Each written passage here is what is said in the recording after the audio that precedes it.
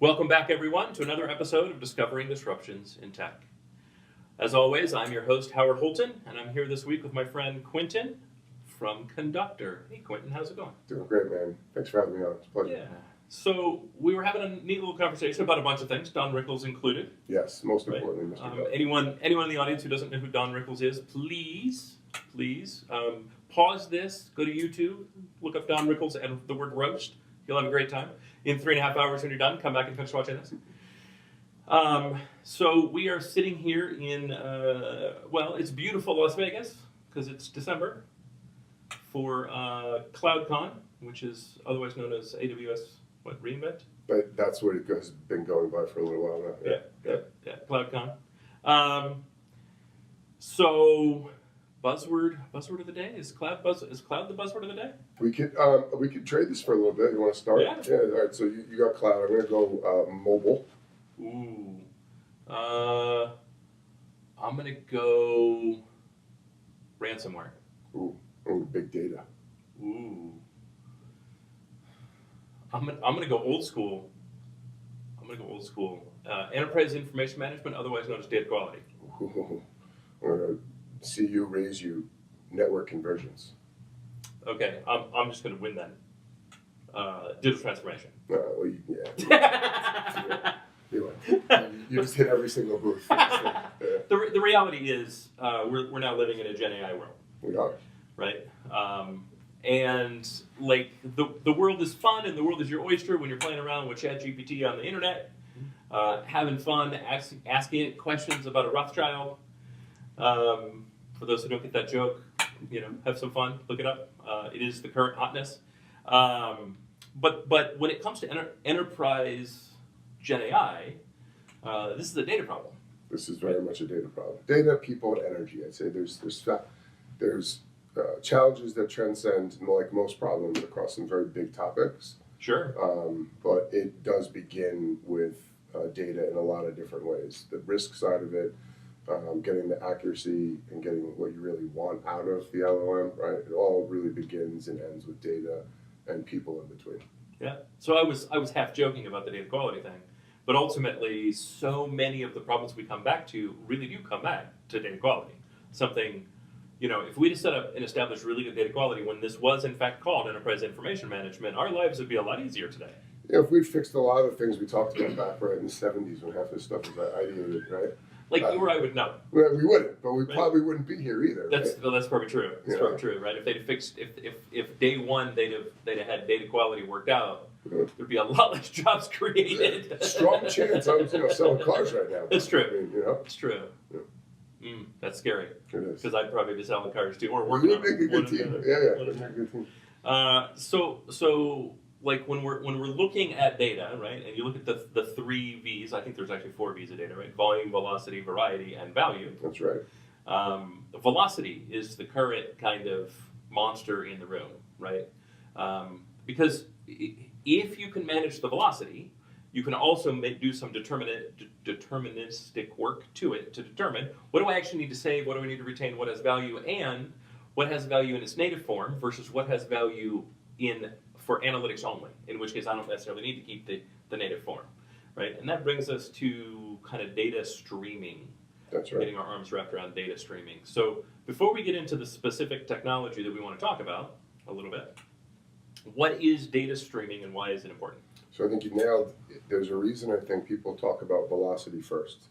Speed matters now more than ever. And it's a beautiful, like most things, it's a two-sided coin.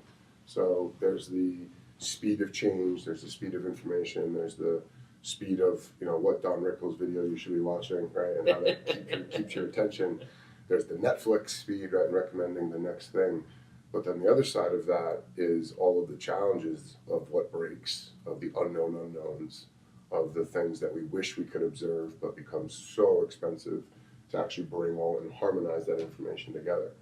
And so what I think in the beginning, when you think about whether it's streaming data and what Netflix and other companies started to really revolutionize around that just-in-time experience, pattern matching, bringing the right experience to the right person at the right time, some of it is speed, but then a lot of it becomes down to what you started to discuss around, or we talked about when we were discussing this in Miami, is how do I make sense of all of that noise? How do I bring some structure, some compliance, some controls, some cost factors we'll get to later, but most importantly, how do I bring recommendations? So, with the variety, the volume, the velocity, that's how you really have to start with speed, and Apache Kafka is a great, I think, technology for that.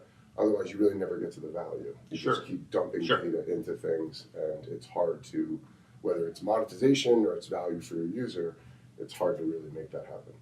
Yeah, so let's talk about that for a second. So Apache Kafka, right? Generally, if you put Apache in front of it, right, it's awesome. It's awesome. It's amazing. It's such a good core technology, right, that it's really, really, really hard to say, let's disrupt that and do something else. However, on the other hand, it's like having a truck back up to your house and dump off 2.5 tons of Legos and go with God, my son. Yeah. There's no plan, there's no manual, there's no nothing. Good luck, get it working. If you want to build the Taj Mahal, fantastic. I hope you have good plans for the Taj Mahal, though. And so a lot of this stuff kind of struggles at enterprise scale, which is why around all of the Apache products, you see an entire ecosystem being developed. That's right. Right? So Kafka is really, really, really good at data streaming. What is it not great at? So I think, and again, not to just pick on one of the technologies, any of the, CNC, we're not picking on anything, right? This is simply reality. We have all of these projects, all of these investments have literally changed the world that we know. I think if you break them down, whether it's open telemetry, whether it's the most misunderstood and pronounced word in the world, Kubernetes, or it's Kafka, there's aspects of policy, governance controls, which can get very hard as you start to do it at scale.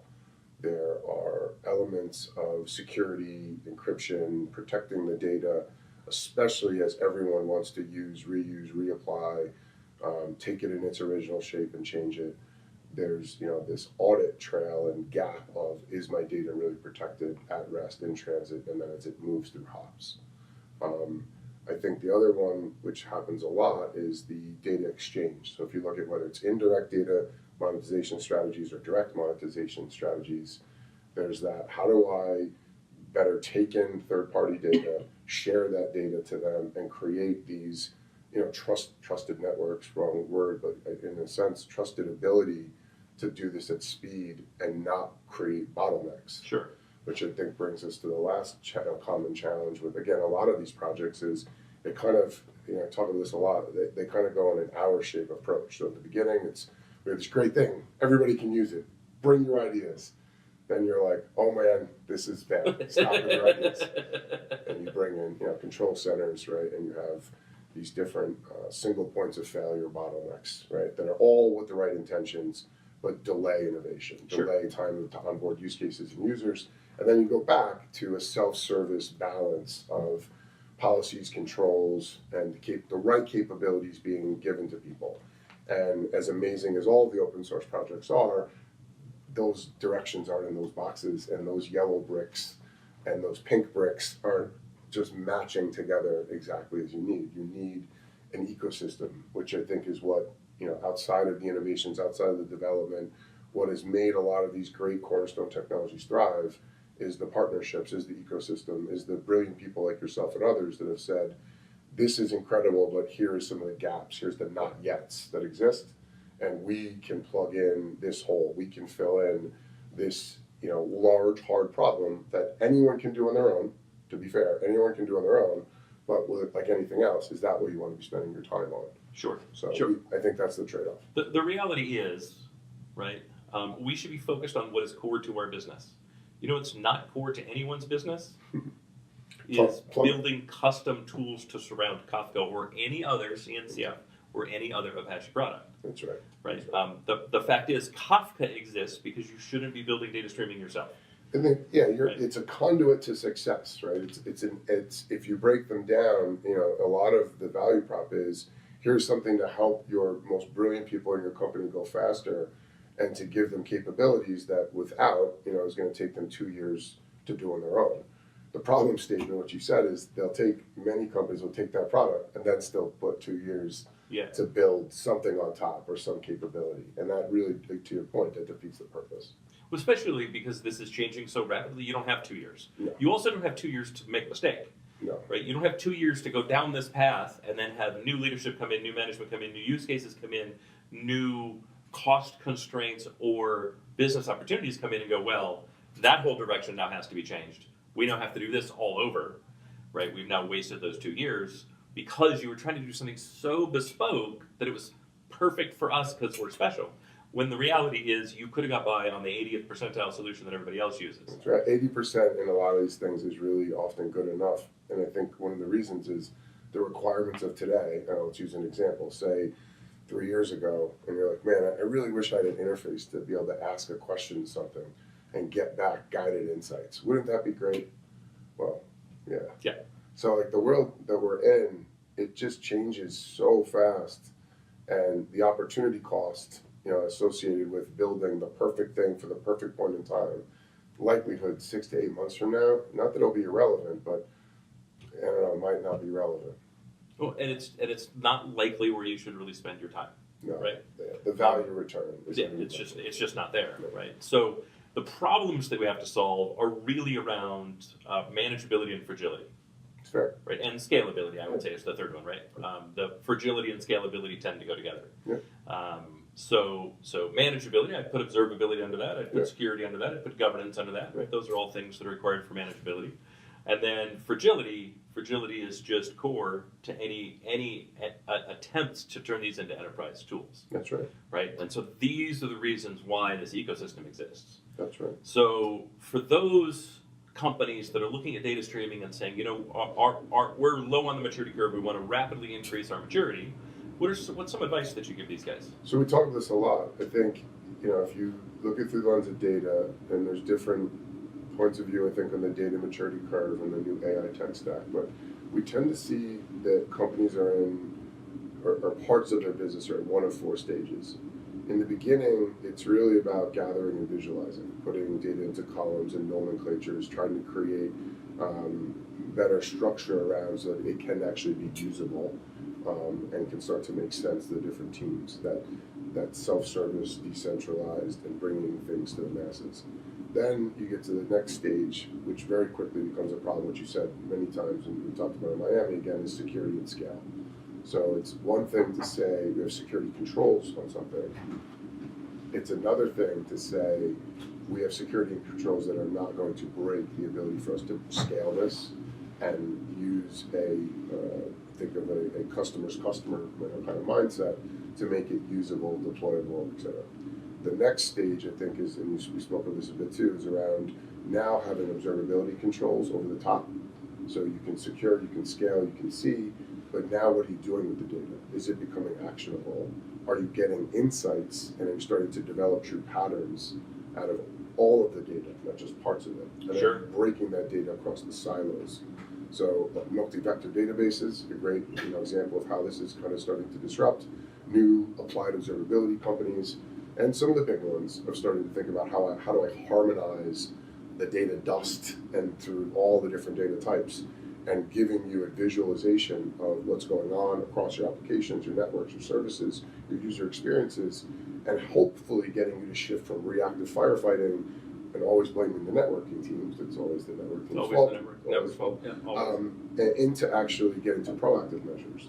And then the fourth stage is really, we talked a little bit about it, but is that now how do I take data and create as a differentiation? So data monetization, whether it's indirect, direct, and thinking about how do I better, whether it's again chunking engineering strategies, whether it's taking my low-hanging value Gen AI use cases and bringing them to the markets, but really taking, I think what all companies have become is software, aspiring to be Gen AI companies, and saying this is why we win, this is the unique value props we're bringing people, but this is what's in between the interactions, right? And then helping, whether that's feed development cycles, whether help that feed trainings of what people should be spending their time on with data, and hopefully creating more value for both their customers and their shareholders.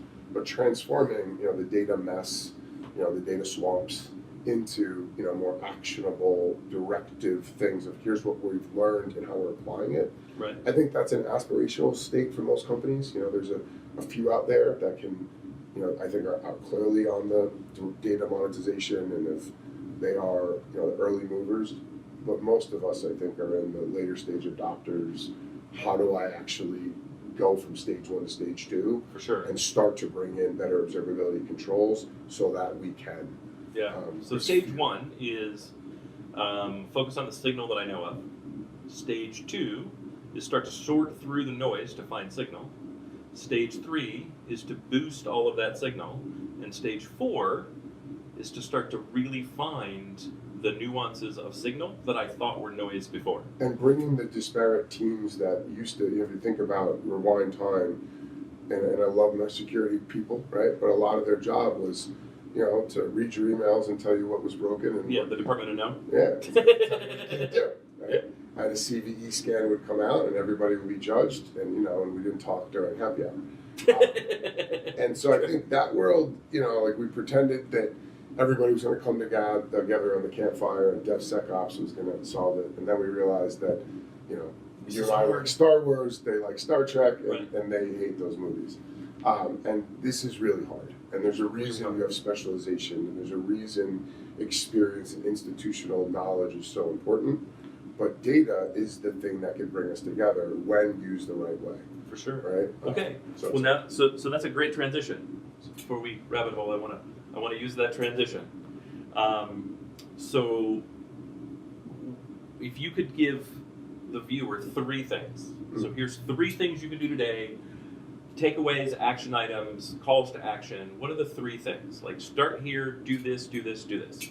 Well, you nailed the beginning, I think, is how do you, whether you believe our stage maturity journey or not, how would you classify your data maturity journey, right?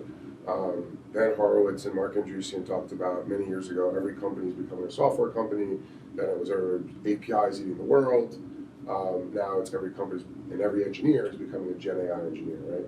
So if you believe that, then how would you classify your capabilities, your internal institutional knowledge, the talent you have, and what are your acceptance of change? Let's not forget that. Holy crap, that's a huge one. And how do you see, if you were just to give yourself a strong C, because probably most of us are strong Cs, where are you in that maturity journey? And then if you were going to put on paper, here's our key priorities and initiatives, here's the projects of what we need to start doing and stop doing. So I think I'd begin with, how do you classify your maturity journey? And then what is the things you are going to stop doing before we start to list the 90 things we're going to throw in developers to do? Sure. Right? Because I don't think you're going to progress. I think in 12 months you're going to be talking about the same things if you don't stop doing some stuff. Yeah, and I would say 3. Not 90 things we're going to throw at developers. 3. Very much right. Like if you want to make progress, keep the list small, keep the list tight, keep the list really, really focused organization-wide. That doesn't mean it has to be identical, but it really should be very, very, very tightly aligned across the organization. There should be harmony, right? And I think, to the exact point, we talk about this a lot, like what are the 3 or 4 compelling elements of change that in 12 months, if you got it 80% right, you are going to create more value for your customers, your partners, your shareholders, and your employees. Because if you get it 80% right, that's really good. You're doing great, actually. Yeah. The second one, I think, is, so you talk about maturity journey. The second is then, and a lot of it just comes down to data, and it's how are you going to transform from a reactive state to a proactive state of what you're doing with your data, allowing people to leverage it without too much compliance, too much controls, but enough. Yeah, too much friction. Right, so that you're not going to get How do you know what the right amount of friction is for your organization and make sure that you're applying the right amount of friction, not the wrong amount of friction? That's right. How do you avoid too little? How do you avoid a Wells notice? Yeah, too little. Yeah. Right, don't want that. And then on the other, or show up now in the AI EU controls, right? We don't want that. But to the same point, think about when we were talking about lifting and shifting and putting things into the cloud. Half that stuff didn't even belong in the cloud. For sure. But if you talk to a lot of executives, then the answer was, yeah, but we don't know. So we're going to probably move some stuff, maybe bring some stuff back. We're going to refactor. We're going to iterate. We're going to fail fast, right? And we're going to then make it better. If any of those things had happened, I would agree with you. But Companies were great about talking about them, and then just did the same thing in the cloud they did on-prem, and then went, well, crap, this doesn't work, and then did the same thing on-prem. But I think if you look at the ones that won, they did embrace change. For sure. They created friction, and they knew they were going to break glass. Yeah. Right. They wanted to create a better experience for their customers. Right. One of the most overused words that Steve Jobs created, and others stole, work backwards. Begin with that experience and that customer engagement in mind, and then iterate. And everyone's a customer.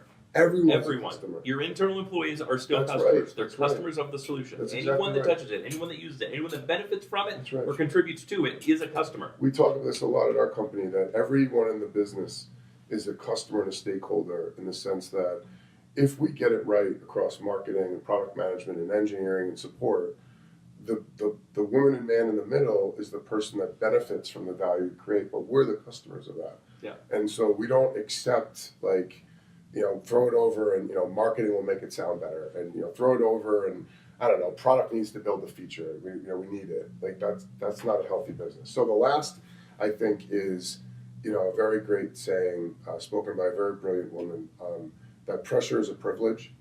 And I think the more we can embrace that concept of don't just wait for someone else to do it, don't have a problem and go, yeah, we just need this and it doesn't matter what they need. Like the internal people make great companies, people make great products, people make great services, people make things better and worse.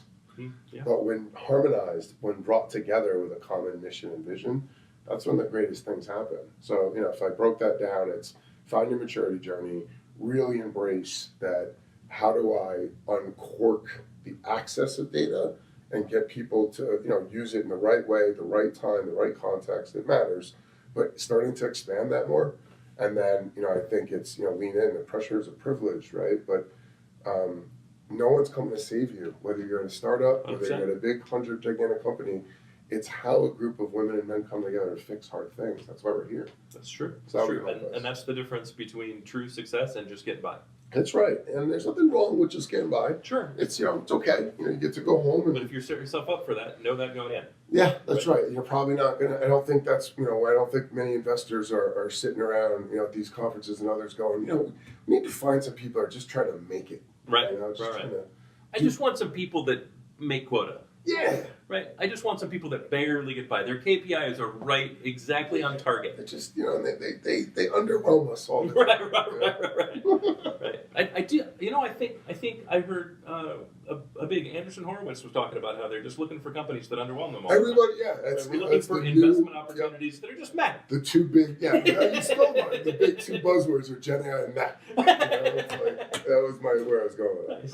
But All right, Quentin. So to close us out, this has been fantastic. How do people get a hold of you? How do they follow you? How do they find out more? Well, usually through you, right? First.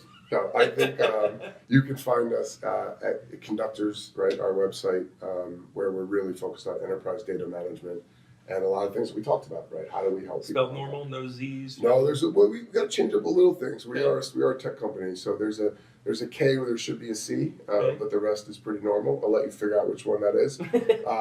You can find me on LinkedIn and doing, I think, incredible podcasts with brilliant people like yourself.